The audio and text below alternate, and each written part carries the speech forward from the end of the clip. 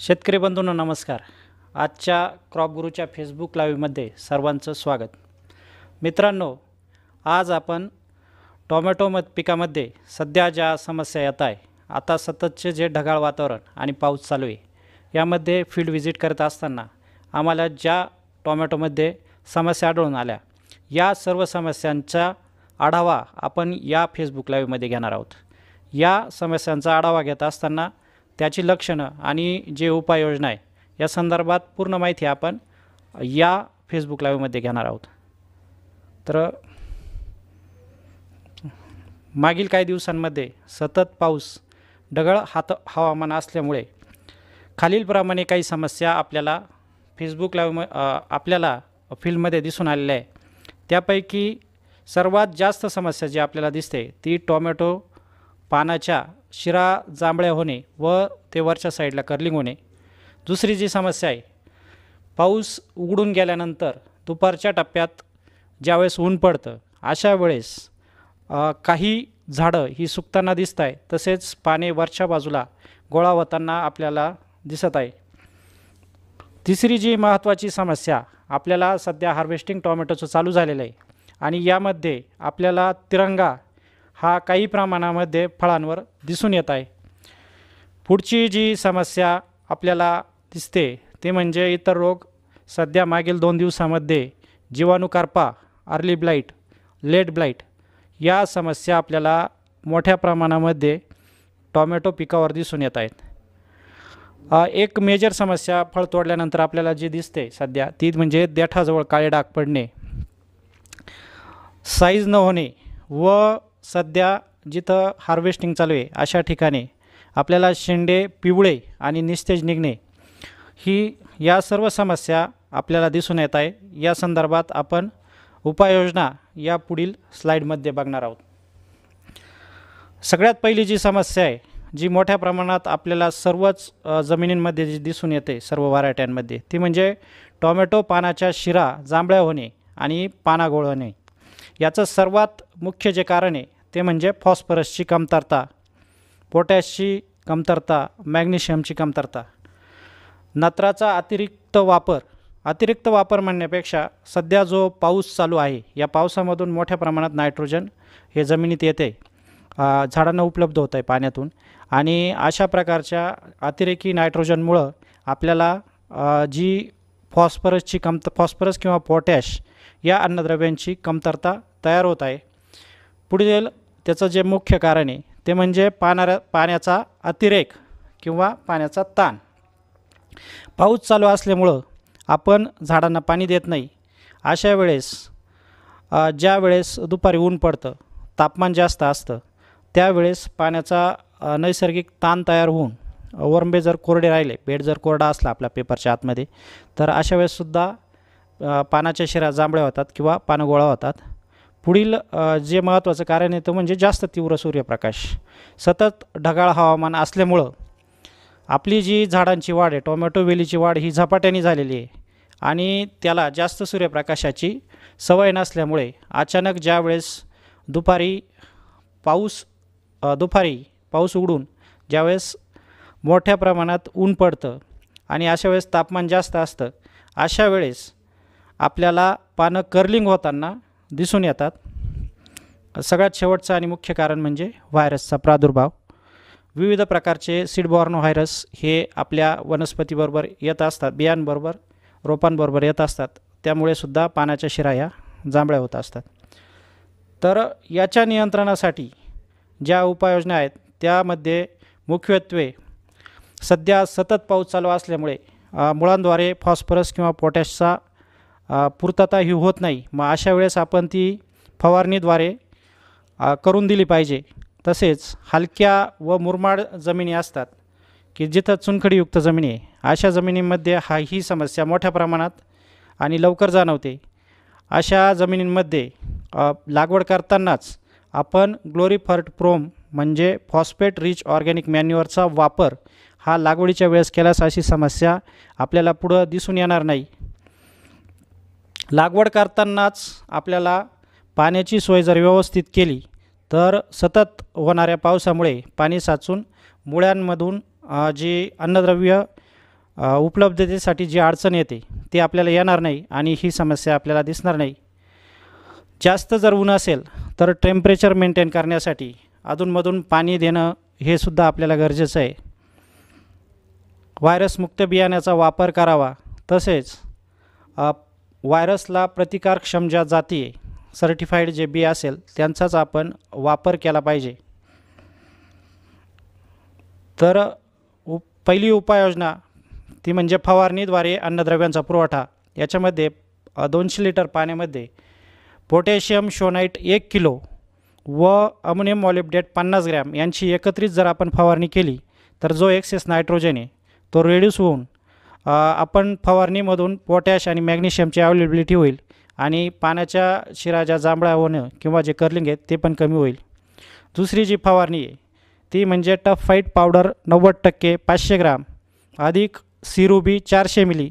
या फवारणीमुळं टफ फाईटमध्ये असलेलं पोटॅशियम फॉस्फेटमुळं तिथं पोटॅश आणि फॉस्फेटची अवेलेबिलिटी तर होईलच, पण सिरुबीमुळे त्याच्यामध्ये असलेल्या सीवीडमुळे दुपारी जे अचानक पडणारं ऊन आहे याच्यामुळं आपल्याला जो स्ट्रेस झाडावर तयार होतो त्या स्ट्रेसमधून ते झाड बाहेर येईल आणि त्या पाण्याच्या पुढील शिरा ज्या जांभळा होणं किंवा पानं कर्लिंग होणं आहे त्याच्यात बऱ्यापैकी फरक आपल्याला आढळून येईल. पुढची जी आपली समस्या आहे ती म्हणजे दुपारच्या उन्हात पाणी सुकणे. मित्रांनो, याची जी कारणं आहे, सध्या सतत पाऊस जो पडतो आहे याच्यानंतर अचानक ऊन पडल्यामुळं झाडावर तयार झालेला ताण, सततच्या पावसामुळे जमिनीत जास्त ओलावा असल्याने मुळ्यांची कार्यक्षमता कमी झाल्याने अपुरा अन्न पुरवठा. मित्रांनो, सतत पाऊस पडतो आहे, अचानक ढगफुटीसारखा पाऊस झाल्यामुळे साधारण वरंब्यावरून पाणी जाईल अशी परिस्थिती तयार होते.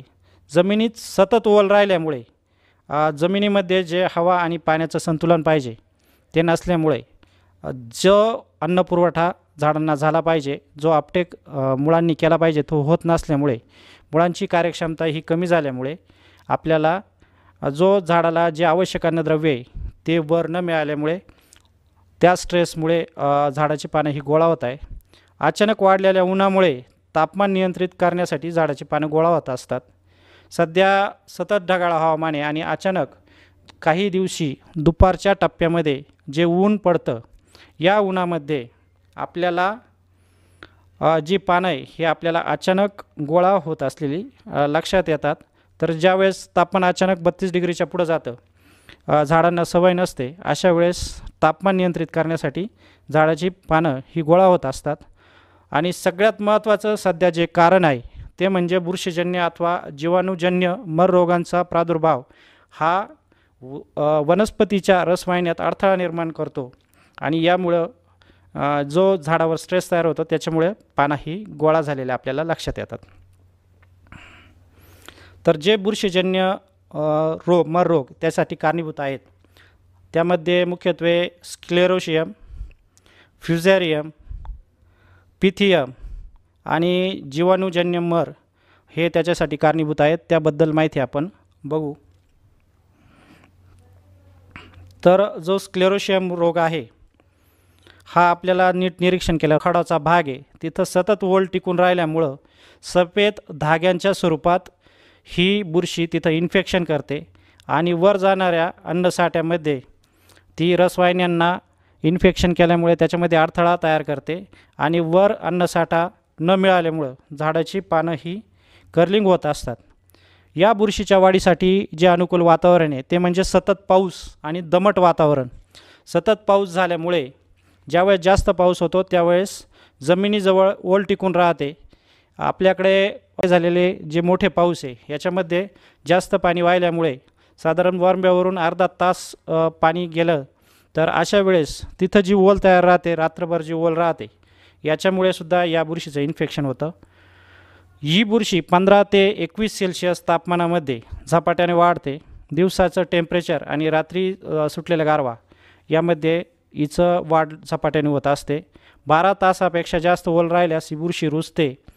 या आधीच्या पिकातून प्रादुर्भाव जसे सोयाबीन, कपाशी आपण या आधी पीक घेतलेले या पिकांचे जे अवशेष आपल्या जमिनीमध्ये शिल्लक असतात यामधून या बुरशीचा प्रादुर्भाव होत असतो। तर यासाठी या बुरशीच्या ज्या उपाययोजना आहे त्याच्यात सर्वात मुख्य उपाययोजना जी आहे ती म्हणजे लागवडीपूर्वी सूर्यप्रकाशात जमीन तापू देणे। दुसरी जी उपाययोजना आहे सध्या ज्या दोन ओळीतील अंतर जास्त ठेवणे। मित्रांनो, सध्या आपण ज्या व्हरायट्यांची लागवड करतोय ह्या व्हरायटीज आहेत, या व्हरायटींमध्ये अंतर हे 8 ते 9 फुटापर्यंत ठेवणं गरजेचं आहे, जेणेकरून दोन्ही याच्यामध्ये सूर्यप्रकाश व्यवस्थित पोहोचेल आणि जी कॅनोपी किंवा जो पानं आहे पाऊस झाल्यानंतर त्याच्यामध्ये एरेशन व्यवस्थित राहून लवकरात लवकर ते पानं सुकतील आणि या रोगाचं इन्फेक्शन कमी राहील। निचऱ्याची सोय करणे। साधारण पाऊस झाल्यानंतर अर्ध्या तासामध्ये शेतातून पाणी वाहून बाहेर गेलं पाहिजे। निर्जंतुकीकरण। मित्रांनो, लागवड केल्यानंतर आपण लागवड करण्यापूर्वी जर मागील दुसरे काही भाजीपाला पीक असेल तर त्याचे अवशेष जर जमिनीत असेल ते गोळा करून घेतले पाहिजे। दुसरी महत्त्वाची गोष्ट म्हणजे जे निर्जंतुकीकरण आहे हे करण्यासाठी आपण ड्रीप पसरवल्यानंतर जो आपण पेपर अंथरतो त्यानंतर लागवड आहे हे ड्रीपने 2 लिटर प्रति एकर लागवडीपूर्वी सोडलं पाहिजे। यामुळे तेथील जे रोगजंतू रोगकारक बीजाणू आहे त्यांचा नाश होईल आणि पुढील आपल्याला जे इन्फेक्शन आहे ते टळेल। याच्यावर जी केमिकल जो उपचार आहे त्याच्यामध्ये पहिली जी उपाययोजना आहे, सतत पाऊस राहिल्यास उघड भेटताच पहिली जी आपल्याला ड्रेंचिंग करायची आहे ती म्हणजे रोको 200 ग्रॅम, झिंक 100 ग्रॅम आणि मँगनीज 100 ग्रॅम हे 200 लिटर पाण्यासाठी घेऊन आपण ते बुडाजवळ आपल्याला साधारण 100 मिली पाणी प्रति झाडाला पडेल या पद्धतीने आपल्याला त्याची आळवणी करायची आहे। झिंक आणि मँगनीज याकरता की हे दोन्ही जे अन्नद्रव्य आहे या अन्नद्रव्यांमुळे झाडामध्ये प्रतिकारक शक्ती तयार होऊन ती आपल्याला त्या झाडांना त्या बुरशीला प्रतिकार करू शकेल। दुसरी जी महत्त्वाची आळवणी आहे ती म्हणजे डॉक्टर बॅक्टोजडर्मस 4K 1 किलो आणि डॉक्टर बॅक्टोज फ्ल्युरो 4K 1 किलो हे आपण ड्रीपद्वारे पण देऊ शकतो। पुढचा जो पानं गोळा होण्यासाठी कारणीभूत जो महत्त्वाचा आजार आहे तो म्हणजे फ्युझेरियम मर रोग। तर फ्युझेरियम मर रोगाची जी कारणीभूत बुरशी आहे तिचं नाव आहे फ्युझेरियम ऑक्झिस्पोरम। ती अशा पद्धतीची बुडाजवळ इन्फेक्शन करत असते।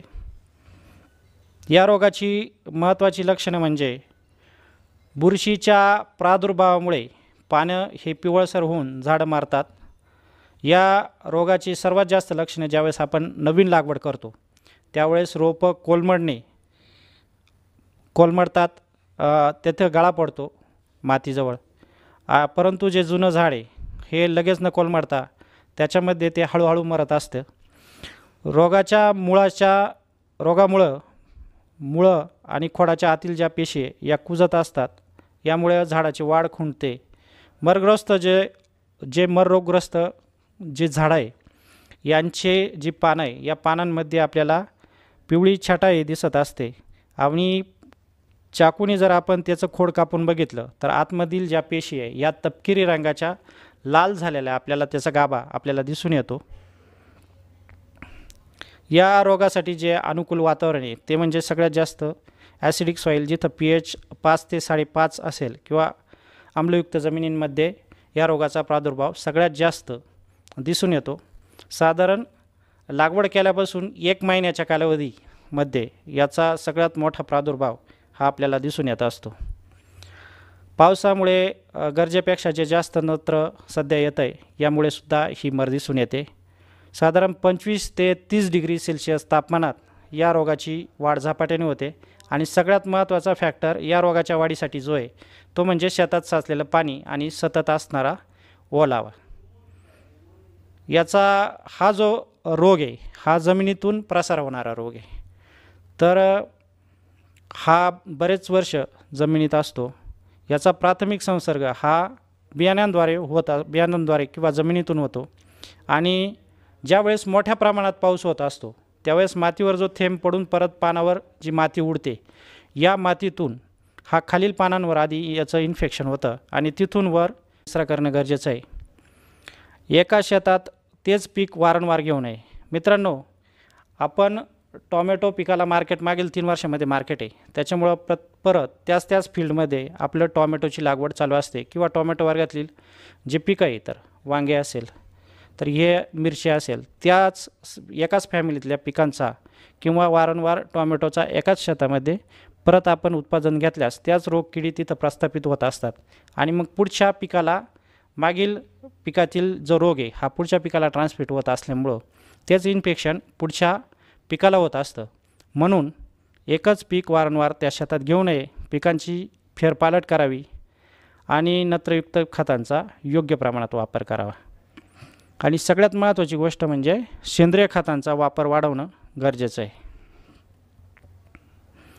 या रोगासाठी जी उपाययोजना आहे ती म्हणजे सतत पाऊस राहिल्यास उघड भेटताच आपल्याला पहिली जी ड्रेंचिंग किंवा पहिली जी आळवणी करायची ती म्हणजे एकरी टफ फाईट 1 किलो, रोको 500 ग्रॅम.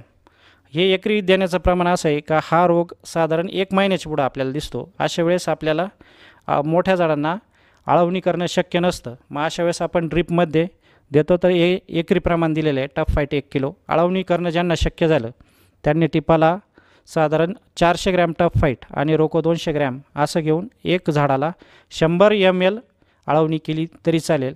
दुसरी जी महत्त्वाची आळवणी ती म्हणजे एकरी डॉक्टर बॅक्टोज डर्मस 4K 1 किलो आणि डॉक्टर बॅक्टोज फ्लोरो 1 किलो. मित्रांनो, ज्या वेळेस जास्त पाऊस झालेला आहे आणि रात्रभर पाणी जरी पोतामध्ये साचून राहिलं तरी आम्ही दुसरी जी आळवणी डॉक्टर बॅक्टोज डर्मस 4K आणि डॉक्टर बॅक्टोज फ्लोरो 4K याची आळवणी आम्ही जिथं केली होती तिथं आमचा अनुभव असा आहे, तिथंसुद्धा आम्हाला नगण्य मर आढळून आलेले. चांगल्यापैकी संरक्षण या मर रोगातून या दोन्ही जैविक बुरशीनाशकांनी दिलेला आहे. तिसरा जे महत्त्वाचा जो रोग आहे तो म्हणजे पिथियम मर रोग. याची जी कारणीभूत बुरशी आहे ती आहे पिथियम ॲफेनिडर्मॅटम. ही जी बुरशी आहे या रोगाची जी लक्षणं आहे ही उगवणीपूर्वीच्या काळातच बियाणं हे जमिनीतच कुजतं. रोप उगवण्यापूर्वीच रोपे मरतात. याच्यासाठी जे अनुकूल वातावरण आहे ते म्हणजे दमट आणि पावसाळी हवामान, गरजेपेक्षा जास्त नत्र, दाट लागवड केल्यामुळे सतत जो आपला पाऊस होत असतो याच्यामुळं जी एअरेशन किंवा जी हवा पाहिजे त्याच्यामध्ये किंवा जो सूर्यप्रकाश पानांना मिळायला पाहिजे तो मिळत नाही आणि मग अशी कॅनोपी न सुकल्यामुळे अशा रोगाचं जास्त इन्फेक्शन तिथं होत असतं. शेतात साचलेलं पाणी आणि जमिनीत असणारा ओलावा या मर रोगाच्या नियंत्रणासाठी आपल्याला नेहमी सगळ्यात महत्त्वाचं हा सीडबॉर्न डिसीज असल्यामुळं आपल्याला सर्टिफाईड जे बी आहे, प्रमाणित स्रोताकडीलच बी किंवा आपण ज्या नर्सरीमधून आपण रोप घेत असू त्यांनासुद्धा आपण विचारणा केली पाहिजे की हे बी सर्टिफाईड स्रोतातील आहे की नाही. आणि या रोगाला आपण ही टोमॅटो लागवडीच्या आधीच केली पाहिजे. लागवडीचं जे अंतर आहे सध्या मगाशी आपला विषय झाल्याप्रमाणे लागवडीचं अंतर जास्त ठेवा. जास्त खोलगट लागवड टाळा. बहुधा आपण सध्या बेडवरच लागवड करत असतो. जास्त जर पाऊस असेल तर जेवढा बेड आपल्याला चांगला उंच घेता येईल अशा हिशोबाने जर घेतला, ओलावा जर कमी राहिला मुळाच्या कक्षेत तर आपल्याला असा जी मर आहे ती टाळता येईल. आपल्याला ज्या रोपांवर रोग दिसेल अशी रोपे लगेच काढून टाका आणि बॅलन्स प्लांट न्यूट्रिशन म्हणजे संतुलित खतांचं नियोजन करा. आपण माती परीक्षण करून आपल्या जमिनीनुसार टोमॅटो एक खादाड पीक आहे तर याच्यासाठी आपण आधीच बेसल डोस हा भरून घेतला पाहिजे. पाणी नियमित आणि मापात द्या. शक्यतो सकाळी लवकर पाणी द्या म्हणजे दिवसभरात जमीन चांगली वाळेल. आता नियंत्रणासाठी ज्या उपाययोजना आहेत त्यामध्ये एका शेतातून दुसऱ्या शेतात चुकूनही जाणार नाही याची काळजी घ्या. म्हणजे याच्यात सगळ्यात महत्त्वाची जी गोष्ट आहे हा मातीतून प्रसार होणारा आजार असल्यामुळं तुम्ही जे अवजारं किंवा शेतीचे उपकरणं असतील, तुमचा बेड ओढण्यासाठी तुमचं जे रेझर असेल किंवा फण असतील हे जर एका शेतातून दुसऱ्या शेतात येत असतील तर त्याचं सॅनिटायझेशन, त्याची माती, त्या शेतातील माती आपल्या शेतात येणार नाही ती काढून घेणं आणि ती चांगल्या हाताने स्वच्छ करणं आणि सॅनिटायझेशन करून घेणं हे महत्त्वाचं आहे. दुसरी महत्त्वाची गोष्ट म्हणजे पिकांची फेरपालट करा. लागवड करण्यापूर्वी नियोजन, टोमॅटोची ज्या लागवडीच्या आपल्याला फील्डमध्ये लागवड करायची आहे त्याचं सगळ्यात महत्त्वाचं या रोगाचं नियंत्रण करण्यासाठी नांगरटी करून जमीन व्यवस्थित तापून दिल्यास जे रोगकारक बीजाणू आहेत यांचा सूर्यप्रकाशाने नाश होईल. आता शेवटचा बुरशीजन्य आजार तो म्हणजे बॅक्टेरियल विल्ट. हा जो रोग आहे बॅक्टेरियल विल्ट, हा रोग रॅल्स्टोनिया सॅलेनिसिरम या जीवाणूमुळे होत असतो. या रोगाला जे पोषक तापमान आहे ते म्हणजे दमट हवामान आणि जास्त तापमान आणि जमिनीत जास्त वेळ पाणी राहणे. मुख्य शेतात रोपाची लागण झाल्यानंतर जास्त तापमान व जास्त प्रमाणात पाणी साचून राहिल्यास हा रोग वेगाने पसरतो. सध्या आपल्याला या रोगाची जो इन्फेक्शन आहे मागच्या 3 दिवसात मोठ्या प्रमाणामध्ये फील्डमध्ये दिसून येत आहे. म्हणजे फांदी, पानं, फळं या सर्वांवर याचं आपल्याला इन्फेक्शन दिसून येतं आहे. यामध्ये रोपांची मर होते, पाणी पिवळे पडतात. काही वेळेस पाणी पिवळी न पडताच रोपांची मर होत असते. तर यामध्ये कसं आहे, आतमध्ये याचं इन्फेक्शन झाल्यानंतर खोडं आतून पोकळ पडत असतात. खोडाच्या ज्या आतल्या पाणी वाहण्याच्या ज्या रसवाहिन्या आहे याच्यामध्ये इन्फेक्शन झाल्यामुळे ते काळी पडलेले असतात. झाडाला पुरेसा पाण्याचा पुरवठा खालून शिवाय अन्नद्रव्यांचा जो पुरवठा आहे आपण खालून किती दिलेले असले तरी त्याच्यामध्ये यांनी अडथळा केल्यामुळे वर ते जात नाही आणि आतून खोड हे पोकळ पडतं. खोड सहज हाताने दाबल्या जातं. त्यातून आपण कट करून ते जर पाण्याच्या ग्लासमध्ये जर टाकलं तर आपल्याला त्यामधून पांढरा द्रव हा स्रवताना आपल्याला दिसतो. आपण ते जर खोड कट केलं, जे सुकलेलं खोड, तर ते खोड आतमधून पूर्णपणे त्याच्या ज्या रसवाहिन्या या तपकिरी रंगाच्या आपल्याला झालेल्या दिसून येतात. यानंतर पुढची सध्या जी मोठ्या प्रमाणात जी समस्या दिसून येते ती म्हणजे तिरंगा. ही तिरंगा समस्या आता सध्या हार्वेस्टिंग चालू आहे तर यामध्ये बऱ्यापैकी दिसून येते. त्याची जे महत्त्वाची कारण आहे त्यामध्ये सगळ्यात महत्त्वाचं कारण म्हणजे अन्नद्रव्यांची कमतरता, ज्यामध्ये पोटॅशची कमतरता आहे. ही पोटॅशची कमतरता तयार होण्याचं मुख्य कारण म्हणजे सध्या होत असलेला सततचा पाऊस आणि त्यामुळे हवेतून येत असलेला नायट्रोजन, एक्सेस झालेला नायट्रोजन, यामुळे पोटॅशची कमतरता आपल्याला जाणवते. दुसरं जे महत्त्वाचं कारण आहे ते म्हणजे फळमाशीचे डंख. आणि तिसरं जे आपले कन्फ्युजन आहे, तिरंगा आहे की स्पॉटेड विल्ट व्हायरस आहे. तर एक व्हायरस असतो ज्याचे वर्तुळाकार ठिपके हे पानावर पडत असतात. अशा प्रकारचे जो स्पॉटेड विल्ट व्हायरस आहे याच्यामुळं सुद्धा तिरंगा हा तयार होत असतो. स्पॉटेड विल्ट व्हायरसबद्दल आपण थोडीशी माहिती घेऊ. स्पॉटेड विल्ट व्हायरस हा सीडबॉर्न व्हायरस आहे. म्हणजे याची जी लागवड आहे ही लागण प्रादुर्भाव याचा या बियाण्यां थ्रू होत असतो. त्याच्यामुळं बी निवडताना रोगमुक्त बॅच असलेलं बियाणं निवडणं गरजेचं आहे. त्यानंतर याचा प्रसार रोप लावल्यानंतर जे बाधित रोप आहे त्याच्यातून रस शोषक किडींमुळे, थ्रिप्समुळे याचा प्रसार हा तुमच्या प्लॉटमध्ये होत असतो. तर प्रादुर्भाव झालेली जी फळं आणि पानं आहे याच्यावर वर्तुळाकार आपल्याला ठिपके दिसत असतात, पाने गोळा होतात. रसशोषक किडींचं नियंत्रण करणं हेच या स्पॉटेड विल्ट व्हायरसचं नियंत्रण आहे. जे आपल्याला बाधित तुम्हाला स्पॉटेड विल्ट व्हायरसचे जे रोपं दिसतील ते त्वरित याच्यातून काढून, प्लॉटमधून काढून टाकणे हे कधीही चांगलं. पुढची जी तिरंग्याची जी मुख्य जे कारण आहे ते म्हणजे फळमाशीचे डंख. मित्रांनो, या स्लाईडमध्ये आपण जर काळजीपूर्वक बघितलं तर बारीक काळ्या ठिपक्यांच्या स्वरूपात तुम्हाला या कोवळ्या फळांवरच फळमाशीने डंख मारलेले तुम्हाला दिसतात. आणि नंतर ह्याच फळं जिथं डंख मारलेले असतात हे पक्व झाल्यानंतर त्या ठिकाणची जागा मऊ होते किंवा तिथं व्यवस्थित रंग न आल्यामुळं आपल्याला तिरंगा झालेलं दिसून येतात. तर आपल्याला तिरंगा रोगाचं जर नियंत्रण करायचं असेल तर फळमाशीचं नियंत्रण करणं गरजेचं आहे. दुसरी गोष्ट म्हणजे स्पॉटेड विल्ट व्हायरसचे नियंत्रण करणे गरजेचं आहे. आणि जी अन्नद्रव्यांची जी आपण बघितली कमतरता का ज्यामध्ये पोटॅश मुख्यत्वे करून आहे, साधारण पोटॅशियम शोनाईट 1 किलो, मिक्नेल 32 500 ग्रॅम याचा जर स्प्रे आपण 8 दिवसातून एक स्प्रे जर आपण घेतला तर आपल्याला बऱ्यापैकी तिरंगा हा तुमच्या प्लॉटमधून कमी झालेला लक्षात येईल. पुढचे इतर जे रोग सध्या मागच्या 3 दिवसामध्ये सध्या पावसामुळे जो सगळ्यात जास्त खोडांवर, पानांवर आणि फळांवर सगळ्यात जास्त जो अटॅक आहे तो म्हणजे जीवाणू कार्पा. मित्रांनो, हा जीवाणू कार्पा हा झॅन्थोमोनास आणि इरेविनिया या जीवाणूंमुळे टोमॅटोमध्ये होत असतो. इतरही काही जीवाणू आपल्याकडे आढळून आलेले. याचं सगळ्यात महत्त्वाचं लक्षण म्हणजे टोमॅटोची जे फळ आहे याच्यावर आधी आपल्याला उंचवटे दिसून येते, खरबुडे पुरळ आपल्याला दिसून येते. ते आपण बोटं फिरवल्यानंतर आपल्या हाताला ती लागते आणि नंतर आपल्याला ती काळी पडलेली आपल्याला गोलाकार काळे ठिपके तपकिरी आपल्याला झालेले दिसून येते. याला सगळ्यात पोषक जे वातावरण आहे ते तर सततचा पाऊस आणि तिथे असलेले जीवाणू. याच्यावर जी उपाययोजना आहे त्याच्यात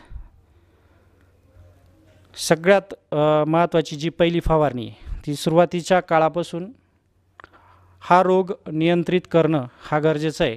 एकदा रोग आल्यानंतर रोग नियंत्रित होणं खूप कठीण आहे. त्यामुळे ज्या वेळेस आपल्याला पाऊस पडणार आहे अशा वेळेस आपल्याला सगळ्यात महत्त्वाची जी पहिली फवारणी आहे ती म्हणजे 200 लिटर पाण्यासाठी टफ फाईट पावडर 90% 400 ग्रॅम आणि इन्स्टाचिल कॉपर 100 ग्रॅम. त्यामध्ये स्ट्रेप्टोमायसिन सल्फेट 24 ग्रॅम. दुसरी जी फवारणी आहे ती 200 लिटर पाण्यासाठी कोनिका 300 ग्रॅम. तिसरी जी महत्त्वाची फवारणी आहे ती 200 लिटर पाण्यासाठी क्युप्रोफिक्स 400 ग्रॅम आणि मल्टीमायसिन किंवा स्ट्रेप्टोमायसिन सल्फेट 24 ग्रॅम. चौथी जी फवारणी आहे ती म्हणजे कोसाईड 200 ग्रॅम आणि कासोबी 300 मिली. वरील या ज्या फवारण्या आहे या ज्यावेळेस सतत आपला पाऊस चालू आहे यावेळेस आलटून पालटून आपल्याला या फवारण्या घेत राहणं गरजेचं आहे. काल किंवा परवा फवारणी घेतलेली आहे आणि नंतर मोठ्या प्रमाणात पाऊस आला, सतत जर दव पडतं आहे तर अशा वेळेस काल किंवा परवा जरी फवारणी घेतलेली असली तरी आपल्याला कॉपरयुक्त बुरशीनाशकांच्या सतत जर फवारण्या जर घेतल्या तर आपल्याला निश्चितच या रोगाचं नियंत्रण मिळून येईल. याला एक सेंटर असतो आणि पक्षाच्या डोळ्याप्रमाणे एका आत एक वर्तुळा असणारा, एका भोवती एक अशी वर्तुळा असणारा हा आजार आहे. याच्यामध्ये याला लवकर येणारा कार्पा म्हणतात. याची जी उपाययोजना आहे तर वेळेवर बांधणी करावी, 2 ओळीतील अंतर जास्त ठेवावं, निचऱ्याची व्यवस्था ठेवावी जी आपल्याला सर्व बुरशीजन्य आजारांच्या नियंत्रणासाठी गरजेची आहे. आणि महत्त्वाचं आहे रोको 1 ग्रॅम प्रति लिटर. दुसरं जे बुरशीनाशक आहे ते म्हणजे फॉल्युक्युअर अर्धा मिली प्रति लिटर. स्कोर डायवॉन्टाप 1 ml प्रति लिटर. ही सर्व बुरशीनाशकं आहे. ह्या बुरशीनाशकांची फवारणी आपल्याला आलटून पालटून साधारण पहिल्या 30 दिवसामध्ये याचं इन्फेक्शन जास्त होत असतं. तर आपल्याला या बुरशीनाशकांची साधारण 4 ते 5 दिवसातून एक बुरशीनाशकाची फवारणी जर सतत पाऊस चालू असेल तर आपल्याला होणं हे गरजेचं आहे. जो पुढील आजार आहे तो म्हणजे लेड ब्लाइट किंवा फायटोप्थेरा किंवा उशिरा येणारा कार्पा. मित्रांनो, हा जो या रोगाचा जो प्रसार आहे हा नेहमी जमिनीतून होत असतो आणि या रोगाची जी लक्षणे आहे ही प्रथम जमिनीजवळ जी पानं आहे याच्यातून दिसत असतात. खालील पानं खालच्या बाजूची जी पानं आहे त्याच्यावर तपकिरी अनियमित आकाराचे ठिपके दिसतात. सतत पाऊस असल्यास आणि फळे जास्त काळ ओली राहिल्यास टोमॅटोवर फळांवर चट्टे पडतात. आपण मगाच्या स्लाईडमध्ये जो फोटो बघितला, हा जो फोटो आपण बघताय याच्यामध्ये सतत जर दिवसभर पाऊस असला आणि दुसऱ्या दिवशी जर दव किंवा धुई पडत असेल तर टोमॅटो जे फळ आहे त्या फळावर आपल्याला एक विशिष्ट प्रकारची लव असते. याच्यामध्ये सतत पाणी साचून राहिल्यामुळे आणि खाली मोठा पावसाचा थेंब मोठा असल्यानंतर खाली मातीवर पडलेला थेंब हा परत फळावर उडाल्यानंतर आपल्याला त्या फळावर लेड ब्लाइटचं इन्फेक्शन होऊन अशा प्रकारे मोठ्या प्रमाणात काळे चट्टे आपल्याला दिसून येत असतात. एकदा रोग आल्यावर फवारणी करून उपयोग नाही. याला प्रतिबंधात्मक फवारण्या ह्या झाल्या पाहिजे. या रोगालासुद्धा सगळ्यात महत्त्वाची जी उपाययोजना आहे ही म्हणजे लवकर बांधणी करणे आपल्याकडून बऱ्याच वेळेस बांधणी करण्यास उशीर होत असतो आणि मग पानांना आणि फळांना खालच्या माती लागलेली असते. अशा वेळेस हा रोग मोठ्या प्रमाणात दिसून येतो.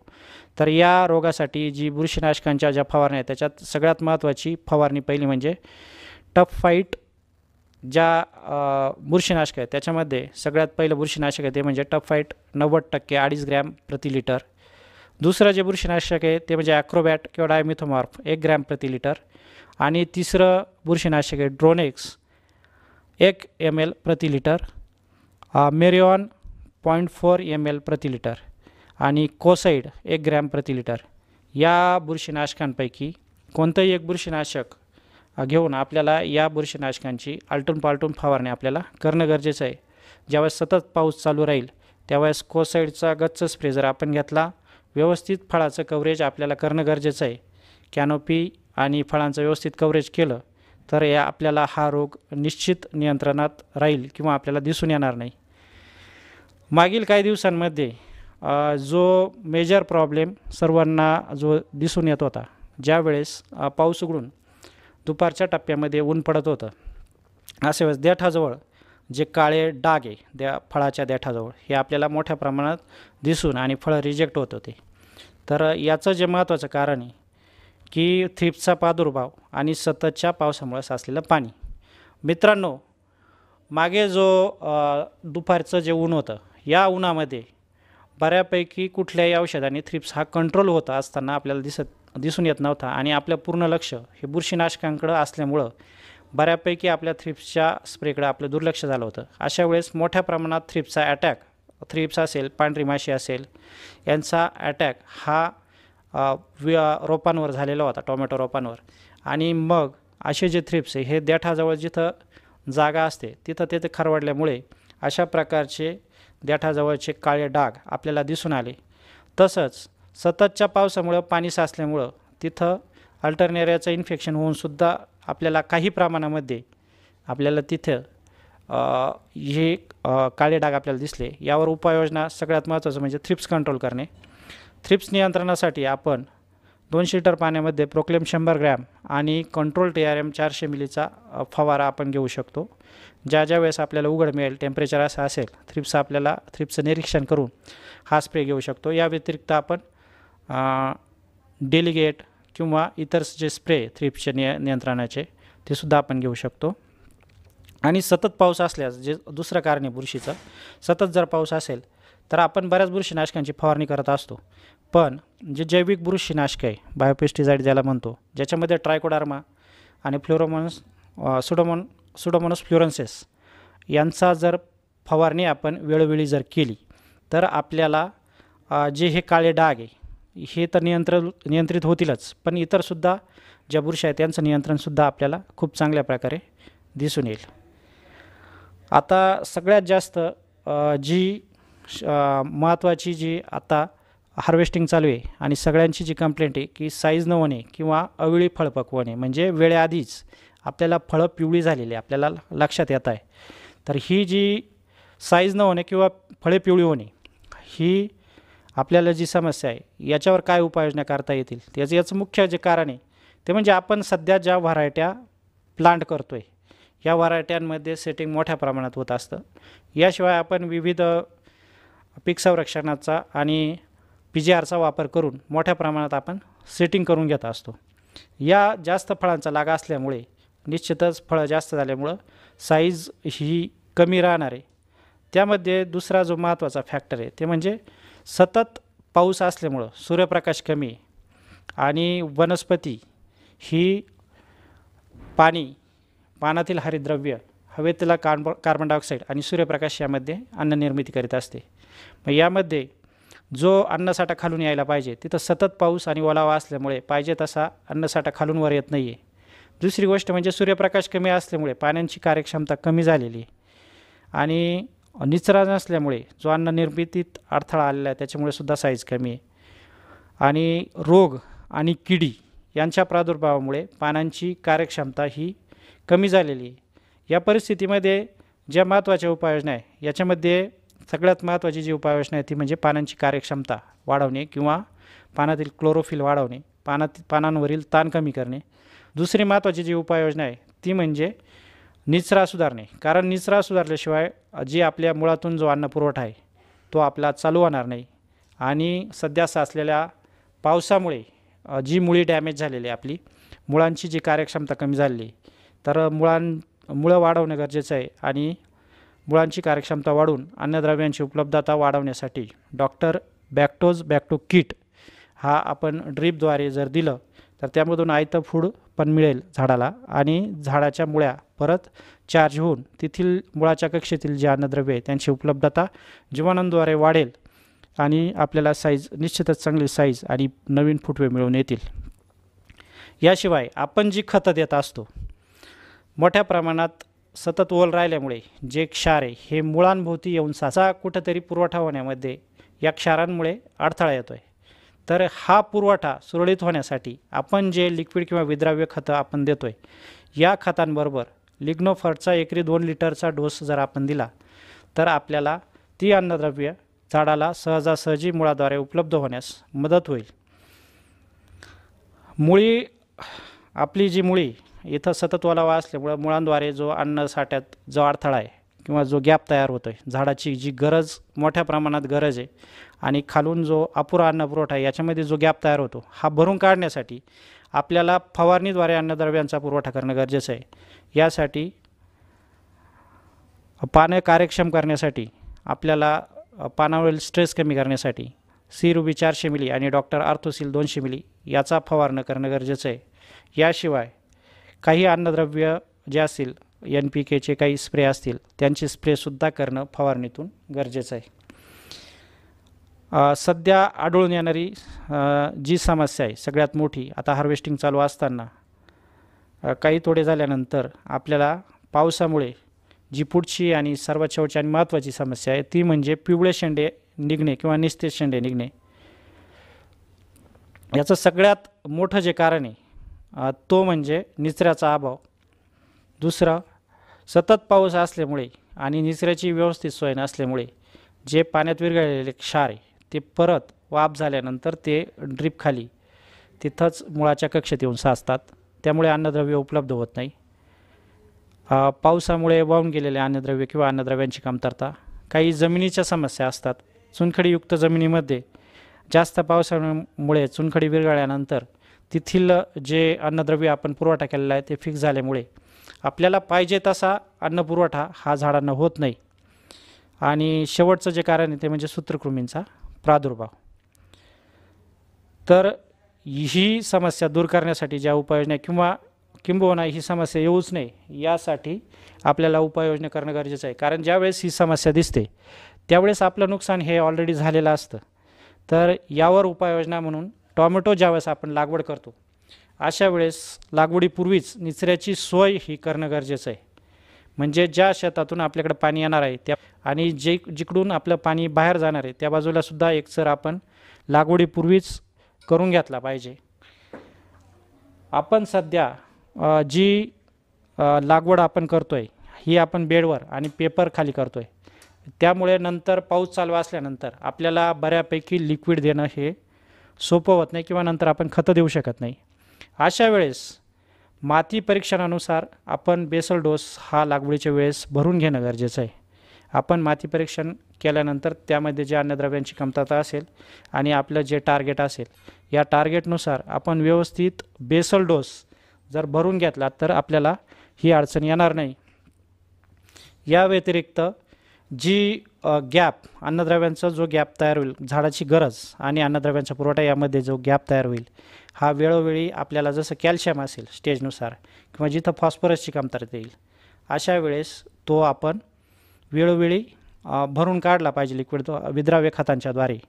आणि क्षारयुक्त जर जमीन असेल अशा जमिनींमध्ये आपण दिलेली खतं उपलब्ध होत नसतील तर विद्राव्य खतांबरोबर लिग्नोफर्टचा एकरी 2 लिटरचा डोस जर आपण दिला तर तीसुद्धा वेळेत उपलब्ध होतील.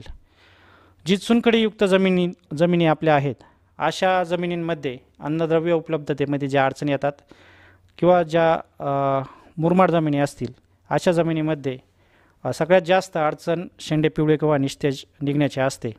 तर अशा वेळेस सेंद्रिय खतांचा वापर जसं ग्लोरीफर्ट ग्रीन, ग्लोरीफर्ट प्रोम असेल यांचा लागवडीच्या वेळेस जर व्यवस्थित आपण बेडमध्ये वापर केला तर ही समस्या आपल्याला खूप कमी झाल्याची आपल्याला लक्षात येईल. आणि सगळ्यात महत्त्वाचं जे आपण सर्व बुरशीजन्य रोगांचा आजार असेल किंवा कुठलाही आजार असेल किंवा टोमॅटोचं व्यवस्थित उत्पादन घेण्यासाठी आपल्याला जे गरजेचं आहे तर सगळ्यात महत्त्वाचा गोष्ट मोठ्या प्रमाणात पाणी साचल्यामुळं आणि ओलीमुळं जे जीवाणूजन्य मर असतील किंवा बुरशीजन्य मर हे रोग सगळ्यात जास्त आढळून आले. त्याचं सगळ्यात महत्त्वाचं कारण म्हणजे जास्त घनतेची लागवड, म्हणजे ज्यामध्ये ओळींमध्ये अंतर जिथं ठेवण्यात आलेलं नाही. आपण ज्या संकरित जातींची लागवड करतो आहे तिथं प्री प्लॅनिंग गरजेचं आहे. साधारण 8 फुटापर्यंत अंतर हे खूप महत्त्वाचं आहे, जेणेकरून त्याच्यात एअरेशन राहील. त्याची जी लागवड आहे, सध्या जी हवा आपल्याला आहे ही पश्चिमेकडून पूर्वेकडे हवा जास्त प्रमाणात असते किंवा पूर्वेकडून पश्चिमेकडे असते. तर याच्यामुळे जे एअरेशन सुधारण्यासाठी ही लागवडसुद्धा आपली ओळींचा जी दिशा आहे ती पूर्व पश्चिम पाहिजे. याशिवाय माती परीक्षणानुसार बॅलन्स प्लांट न्यूट्रिशनसाठी आपल्याला संतुलित आहार देण्यासाठी माती परीक्षण करून त्यानुसार बेसल डोस हा आपल्याला भरून घेणं गरजेचं आहे. आणि वेळोवेळी पीक संरक्षण स्प्रे, हे रोग आल्यानंतर कुठलाही रोग हा लवकर नियंत्रित होत नाही. याशिवाय आपल्याला जे नुकसान होणार आहे ते होतंच. त्याच्यामुळं वातावरणाचा अंदाज घेऊन रोग येण्यापूर्वीच प्रिव्हेंटिव्ह स्प्रे हे जाणं गरजेचं आहे. या सर्व गोष्टींची आपल्याला जर वेळोवेळी माहिती पाहिजे असेल तर